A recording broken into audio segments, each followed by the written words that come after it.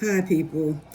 I just want to say a couple of things. I haven't been online in a hot minute in terms of doing a video, but in light of recent events, I feel like it's important to just remind us of a few things as we go forward. I just want to put out there some recommendations and considerations. There's not any plan to undermine anything in place. There's not any plan to take away any right.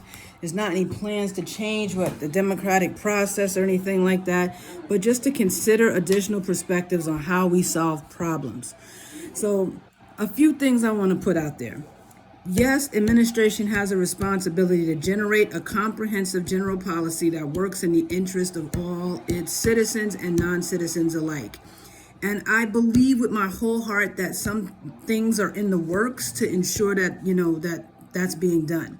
That there is a general policy out there in the works, and that there are people in government trying to work on a streamlined solution for whatever's going on concerning the immigration matters and how they're impacting the people in this country. I believe wholeheartedly that there's something that can be done, and I'm pretty sure government will get together to work on those things and have something be able to roll out in a reasonable amount of time. Now, if it were up to me, I would say that would be in the next 90 or 120 days. You should be able to have some type of general policy that works to resolve the current concerns and generate some solutions that will ensure prevention of any negative repetitive process. Just some recommendations that anybody in administration, anybody working on policies, anybody working on solutions can consider, and consider them in light of whatever is already on the books concerning, how the Constitution is made or whatever. Consider all of this in light of what already exists compared to what might need to. Because my only recommendation is that what we have on the books actually serves the public interest, and that we fulfill the heart for which each one of these policies, laws, amendments, things on the books are generated. They're generated for and designed to fulfill a purpose. They're generated and designed to ensure that the health, safety, and the security of the people is a constant. And so as long as they're doing that and ensuring that a continuation of greater life, then they're serving the purpose. And if they're not, then we just need to consider them in light of whatever new interests, whatever new trends, or whatever is going on in our world nowadays, and just consider them cooperatively. So that we can make sure the comprehensive fruitfulness and the purposes for which these laws are created are being fulfilled. So just some recommendations and considerations for whomever is in a decision-making role concerning any of these matters. We definitely do need to streamline a process of immigration and assimilation where people feel very, very comfortable with the idea of being treated with complete equal value and respect for whether or not they hold certain papers or not at a given point. There also needs to be balance against the responsibility for the government to secure this country and make sure that everyone here is here for good purposes after the American dream and the right applications of our freedoms. So that's also a corporate concern. And we all have to understand that is government's responsibility to ensure security, and that's supposed to be done safely and healthy. So just some considerations. At the same time, the government's perspective on its citizenship should have to consider that, citizens and non-citizens alike are people and deserve to be treated with value and respect, and however handled as you would treat yourself. So that needs to be considered. So I'm just going to give some recommendations and considerations, and y'all can take them, leave them, think about whether they need to be applied, consider them in light of whatever's already on the table and whatever more you might want to generate. I think we should streamline a process and segment that streamlined process by job classifications, whether, employed or self-employed, whether or not relatives are here in the country that can be resided with, whether or not based on whatever purpose is in the United States, which is probably already being done, but just more specifically as you seek to, quantify these analytics for trying to determine measures of safety.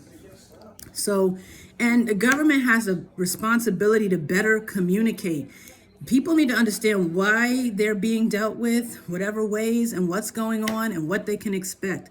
We got to do a better job communicating with the people that, what our responsibility is to them, and then follow up on that responsibility according to standard.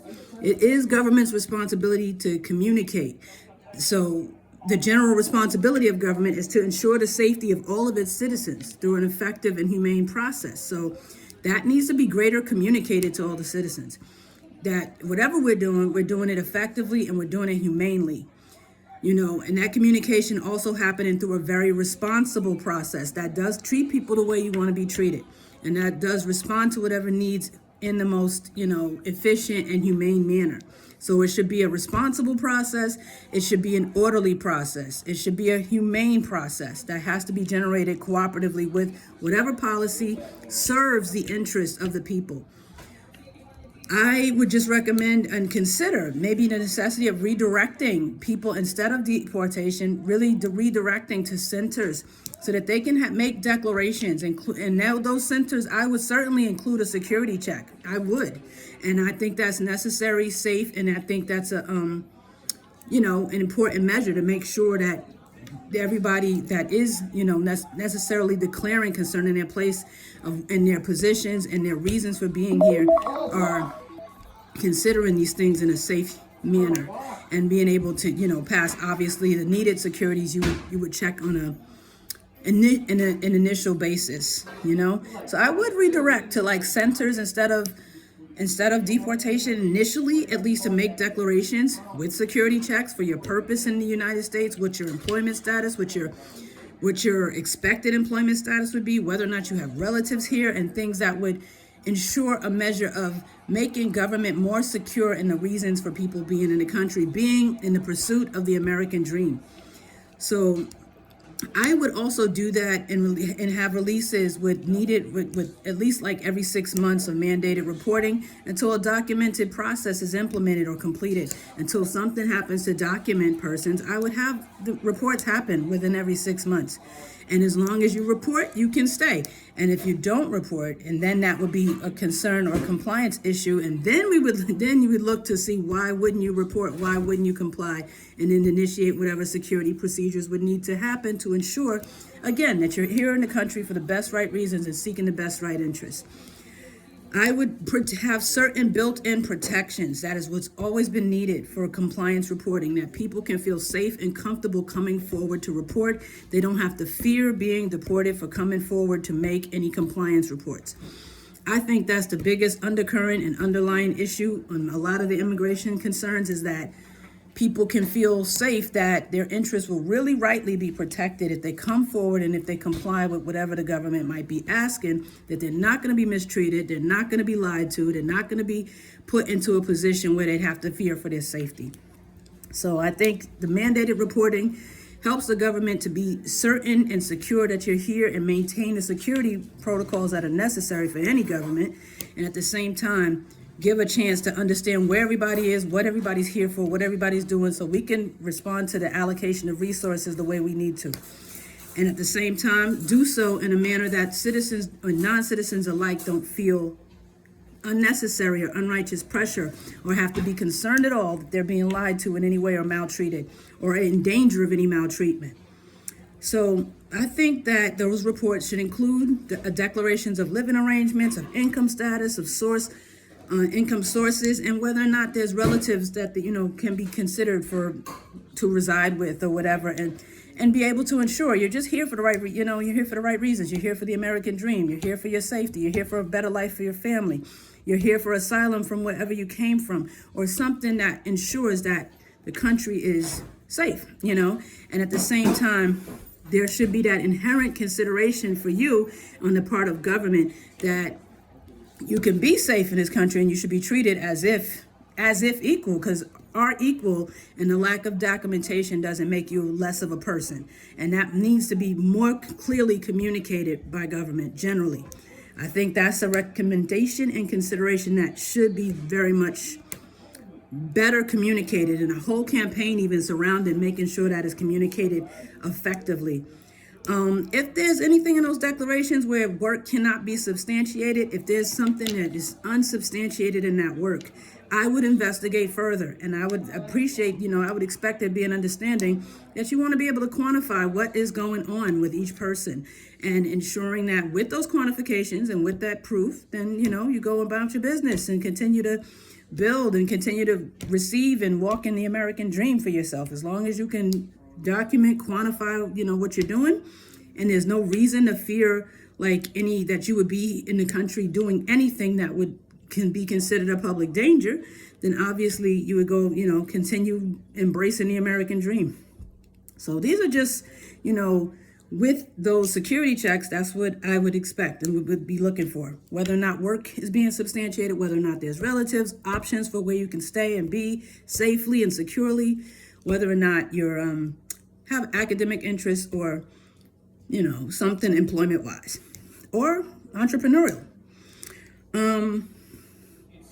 I think that if there's any gaps in that reporting, whether or not your housing is secure, your employment secure, your academic status, your asylum status, your plans, your purposes for being in the country, that any additional compliance reporting for federal agencies should be expected. If, basically, since the job is to ensure that there's safety and ensure that every citizen is safe by a righteous, humane, effective, responsible, orderly process, then look, if you can substantiate everything, great. Go on and receive the American dream. If there's anything that couldn't be substantiated, then I would expect there to be a further investigation or more compliance reporting, because that would just make sure that there's a general security and no other security concerns to be concerned about. And I would, expect that reporting within 60 to 90 days. And with compliance, which is what I think really, really needs to be better communicated, with a general compliance to an actual plan that fulfills an orderly process in a humane and respectful and responsible way, then if we do that, and I believe wholeheartedly, then you should be immediately streamlined into an assimilation process that works to get your goals fulfilled. And I think government does need to do a better job in communicating that it is our responsibility to fulfill people's goals and fulfill the American dream and generate opportunities and generate access to opportunities, generate affordability for opportunities, and generate processes to bridge persons to the opportunities. That is the job, and the job is waiting out there to be done, and you need people to be secure that that is what government is up to, and that is what the plan of government is trying to fulfill. So streamlining an assimilation process and with options for temporary housing so people don't feel rounded up and expelled. They need to, feel that being welcomed. So basically, I think, options for temporary housing could include asylum areas that are generated specifically with all needs and at least moderate levels of comforts to ensure people are feeling humanely treated and given the need, temporary needs while they work on whatever process of getting assimilated into the country. And whether or not asylum areas or stays with relatives are another option, that are already considered citizens or permanent residents. What needs to be clearly communicated is the necessary balance between the government's responsibility for security and generating the clearance, a path to the American dream in a secure manner, in a way that people feel treated with value and respect, because that is a general expectation. I don't care what anybody says. There's a general expectation that people are treated with courtesy, with value, with respect, with or without things being right or wrong. Those things should still come with a general, application of general right. There's a foundational expectation that people are treated with value and with courtesy, and people can respond better when they are treated better. It's easier for people to respond to whatever better right when people are treated with the value and with the respect that they're due, and with, just a general responsiveness. If you're given the right opportunity, people typically respond properly and right. So there's that consideration. People respond to how they are treated, not what we're saying, but what we're doing. So people will respond to whether they're treated with value, courtesy, or respect. So clearly communicate better, generally, the necessity of the balance between security, the security interests of the nation, and the federal agency's responsibility to secure everybody in this country. They have a general responsibility to secure citizens and non-citizens alike. So there's that consideration, and that's the responsibility of the federal agencies, but also generating a clearance and a path to the American dream's fulfillment is the responsibility of, the legislature and the rest of the government. So need to work on that balance for the people, and clearly communicating that to them, that is necessary and that is being worked on, and that really, really, really is the goal. And if it's not the goal, make it the goal, because that's what should be happening. And that is the responsibility of government's response and responsibility to the people, who will respond when, when we treat them right. We all treat it right. So the true necessity is really peace. I think we should remember that a nation divided against itself cannot stand, but a united nation always will. So we can't lose sight of the fact that the nation must remain united throughout whatever differences in perspective, whatever problems, whatever concerns, whatever is going on in the midst. The nation itself has to remain on a united front on how to solve these problems, so we don't get open to enemies and stay free from enemies, foreign and domestic, because you got to stay united internally and domestically so you don't get weakened as a nation and open to people that would look to conquer. So you got to consider that. So we have to find a way to work on our differences in a more peaceful manner. The democracy that's in place here in this government has been in place since the government's inception, since the nation was born and birthed. So it obviously works. It has been working successfully for however many years, almost 300 years. And if it is continued to be respectfully responded to, it will continue to work. So there's no plots anywhere to destroy democracy. Democracy by the people is a respectful consideration of the people's interests, a respectful consideration of people's, whatever is needed, required, and desired, and how to best fulfill that role, and within the responsibility that governance has to do so righteously, respectfully, and responsibly. So as long as both sides of those considerations are being considered when policies are made and when things are done, and the balance of respectful responsiveness to the people and the government is happening, the unity will be there and will stand, and is certainly necessary if we plan to continue to stand as a nation. So that's important. The unity of the people has a common purpose in ensuring that the health, safety, and the security of everybody remains priority. It is priority, whether that's being communicated or not. The health, safety, and the security of all people is the priority, and that has to remain the priority. And if we make our moves in the interest of that priority, it will maintain the unity and will maintain effectiveness throughout the nation. So these things are important to communicate. And most importantly is that you communicate the responsibility to do and present our positions on certain matters very peacefully, very respectfully, and in the interest of solving the concerns and not generating deeper concerns. So it's important that we think about how we can position, because we all have the right to be heard and have our opinions and perspectives validated, but we have to be able to do so respectfully and peacefully so that these perspectives can really be heard and not just clashed against. The idea is to ensure that each one's perspective is really given the real and full consideration it should be given. That requires a peaceful positioning of whatever it is that is the perspective or is the need, because a person has to be able to really sit down and listen to those needs. So we got to remember that we are a civilized society, and that is the way that we respond generally. So it's important that, the peaceful positioning of our voices, perspectives, whether you're, on a citizenship level, whatever your perspective is, peaceful positioning of your voice. Nobody's saying that no one should not have a voice. Nobody's saying that no one should express your voice. Everybody has the freedom to express what it is they think and feel and their perspectives and why they have whatever perspectives. Everybody's got the freedom of speech in this country. So nobody's trying to eradicate free speech.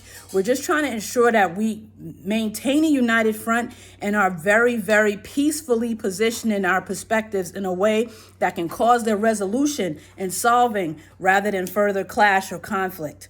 So that's important too.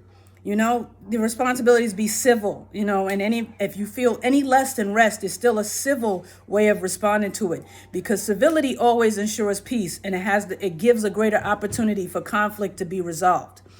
That's important. So the mutuality of respect that must happen to maintain unity also, another thing that has to be communicated better on the part of government, that there's a mutuality of respect that is requisite and that people do expect. People expect to be treated right. People expect to be treated fairly, and they should. Every last person should. So the mutuality of respect includes respect for law and order. We do have to respect government officials, law and order, the responsibility to maintain peace by the application of true law and order. and in a humane and in a righteous way. There should be a completely humane and righteous application. And so righteousness and governance includes value and respect for all the people, citizens and non-citizens alike. And the citizens' responsibility is also to maintain a mutuality of respect for government when government is in righteous application of true order and law. So that's a mutual responsibility to each other that keeps us all working together in a safe manner. And then the general perspectives and the specific ones and everybody's position on their specifics, can be better heard and responded to in a way that de-escalates situations, prevents conflict, and causes real solutions to be able to flow. So these things should also be considered. Our responsibility being a civilized society, we are a society full of ethics and principled. We're principled people, so we do things with integrity and uprightness, and that's what our wings stand for. So it's important that is at the heart and in the fruit of all that we do. And one thing about ethics is that it has to be uncompromising and, true and dedicated to right. So true ethics means you're being true, you're being uncompromising on what true really means, and that you dedicated whatever true application toward and in and doing what's right, and that with a consistency. So the corporate responsibility is for us individually to do right, and basically that the whole will be better when we're in consistency of these best practices. And that's what ethical responsibility is all about. Being very consistent in best practices of authentic right doing and being true. So that's the service. The heart of the matter is that we cannot lose sight of the fact that we're here to serve each other, that we're here to provide, a corporate set of solutions to anything we need, because we're all served by those solutions being afforded and in place and specific to everybody's interest. So when we do that, then we are accomplishing what we need to, and then that in itself would reduce a lot of conflict. So being responsible in practice. And what I'm finding, part of the heart of unity is that we have to be for each other, even when that's not easy, even when we don't necessarily agree on every part, even when we have concerns that are yet unresolved. We still got to make the effort of really being authentically for. You can self-protect, you can self-preserve to some extent, but you can't lose sight of being for the next individual and for the corporate purpose being fulfilled while you still continue to do whatever, your self-interest might be. We have to be for each other in the midst of this and really try to, whatever happened or whatever is happening, try to get the concerns resolved in an ethically responsible way, communicate those concerns very directly, very specifically, very ethically, and then, we're on track to be able to resolve those processes by, causing solutions to be, and being able to reach solutions by the effective practice of whatever the Word of God is telling us, to be able to work for peace, and let it delight us to deal truly. So, we have to be for each other even when that's not easy. You might need to say some things, you might need to do some things, you might need to share your perspective, you might need to address an issue, but it should be done in a way that you're positioning that, in a way that can make clear and specific what's needed, solve the issues at hand, and remain for each other. So that's very, very vitally important. And now the last thing to consider is that we really win when we agree with doing what's right. And that always includes peace. So when we think about how to solve stuff, we always win if we do what's right and true. So any right and true always includes peace, because the Lord himself is peace. The God we claim to serve, when we say one nation under God, indivisible, with liberty and justice for all, that God, the Lord Jesus Christ, and with all due respect to people's religious freedoms and people's application of whatever, that God is peace. The Lord himself, he is peace. He's known as Jehovah Shalom, the source of peace and wholeness, which we can speak over ourselves and we can speak over this nation, and should those of us who intercede and stand on the walls. So understand that whatever solutions will include peace, because we have to include Christ in all that we do. So when we work towards our solutions and generating, having our perspectives, having our specific considerations of perspectives, thinking about or speaking about how to share those things and how to come together to solve those issues in a united way, and maintaining a united and peaceful front, and remaining for each other in the midst of whatever positions individually people might have on certain perspectives, If the solutions remain united solutions, then we remain in a united nation. The solutions are generated, have to be generated in the public's corporate interest, and also considering the individual perspectives. So we need to make an effort to get together and find out what those solutions are, and find out what's needed, and find out what people are thinking and feeling and feel like needs to be done and feel like needs to be addressed, whether greater or addressed at all.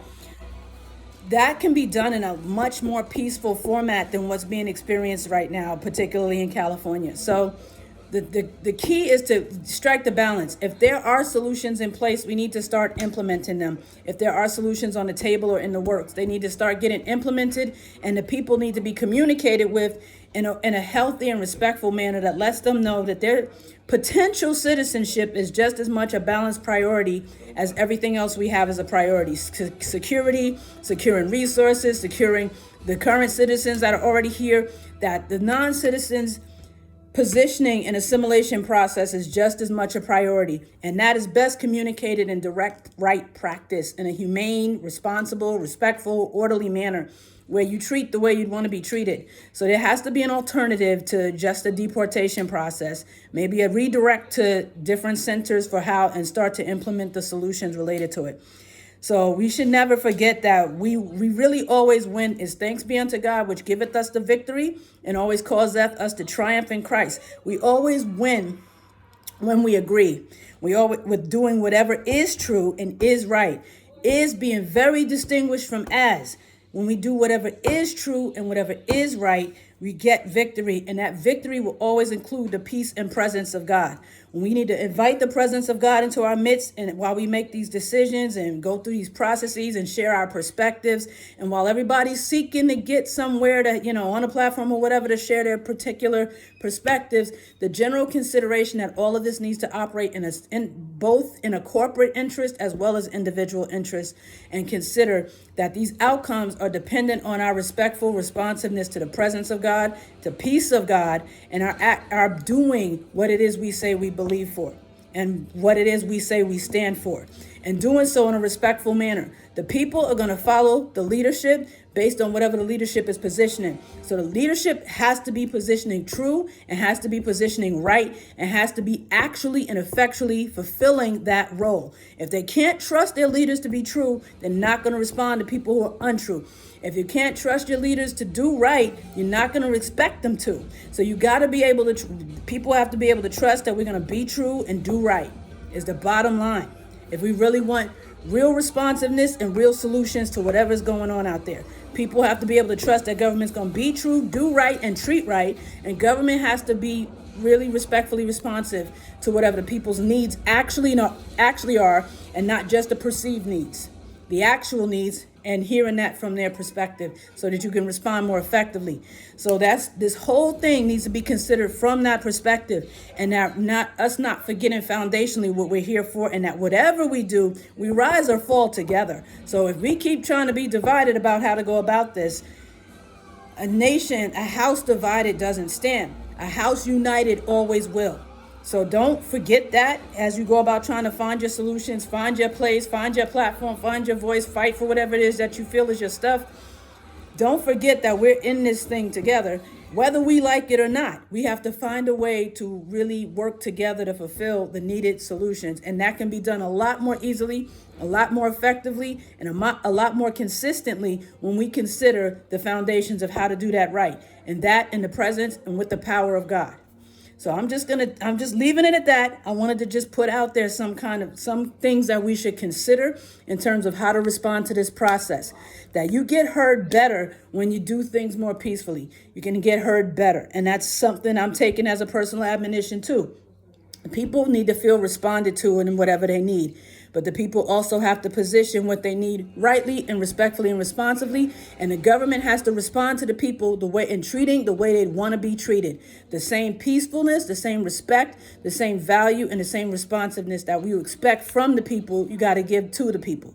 So that's one more thing to consider. And while you think about that particular part of how to implement the peace at a greater level, actually streamlining a process for a practical solution to whatever is at the root of causing any of these concerns, and whether or not there's peace around them, and actual immigration policy that really works to streamline the process quickly, to get people feeling that they're assimilated well and given the resources and tools they need to authentically succeed.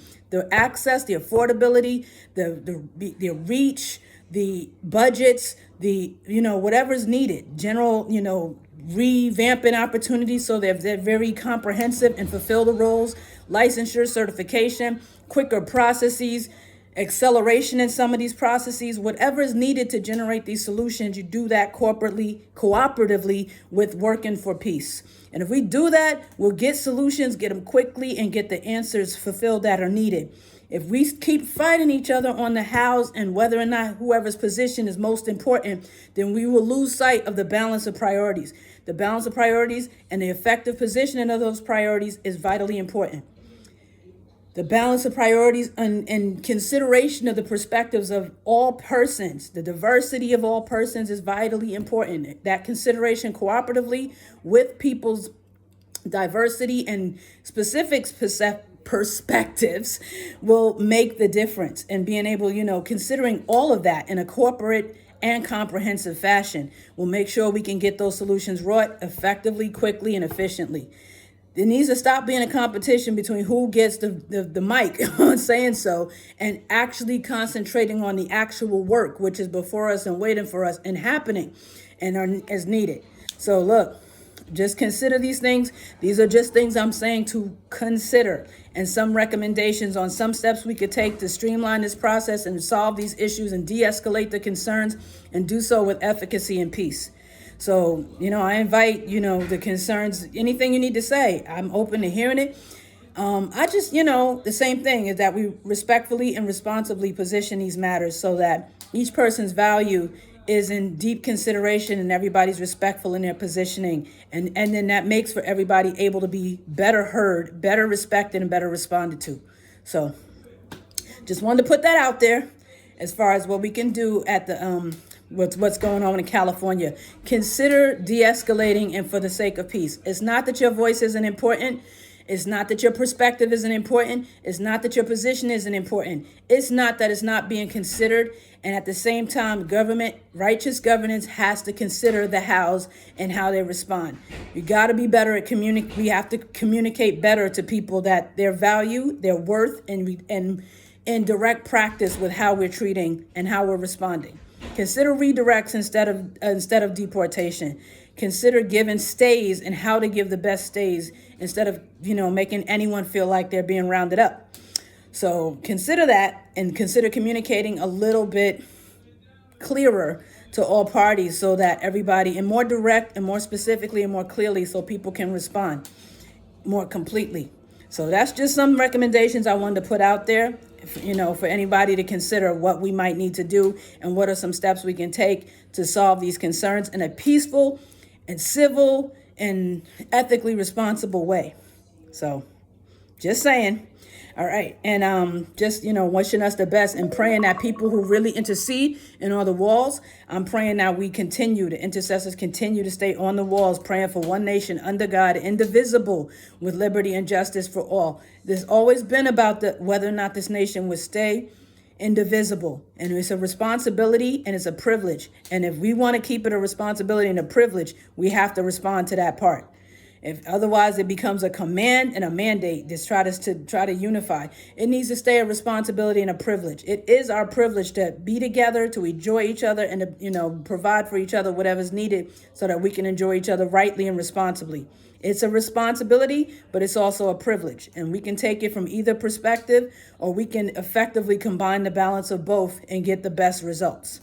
So it's our choice of whether we want to do that way, or we have what we're dealing with right now at the borders in California. So our choice is to maintain the unity and the one accord, because that is where the Spirit of God moves. So it's important that, we stay on the walls and ask God to let his presence be more in this nation and his solutions with his presence, and appropriate his power to whatever it is we need. And make sure we, praying for that and expecting God to move as we respond to him, that he responds to us. So we respond to his commandment to work for peace and actually work in the interest of peace. And that means a general, corporate, individual, and public interest. If we work for peace, then God can move. So I just hope we paying attention to that part and considering the best housing in that whole framework. Because God himself is peace. So if we're trying to get solutions wrought, then we should be trying to be like him in how we respond.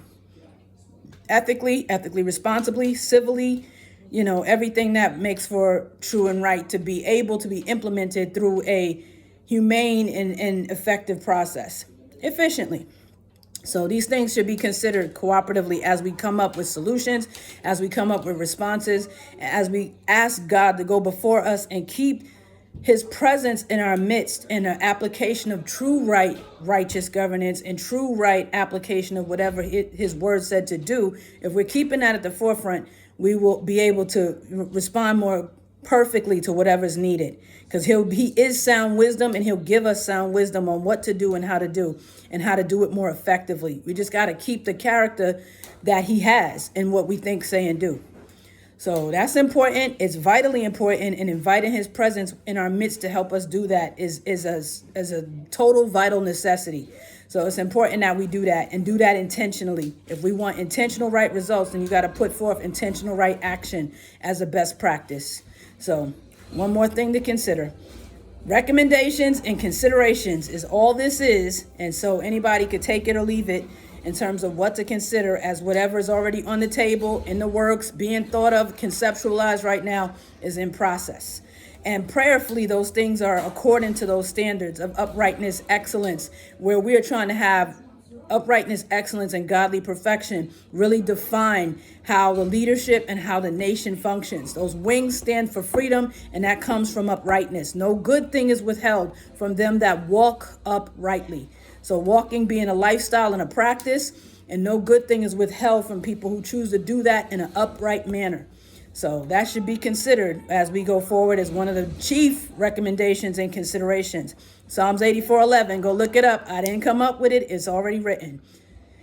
So I just want us to consider that as we come forth in this situation and apply solutions, that our responsibility individually and corporately is to work for peace. And peaceful people working on solutions don't do what would cause any unrest. We don't talk about each other.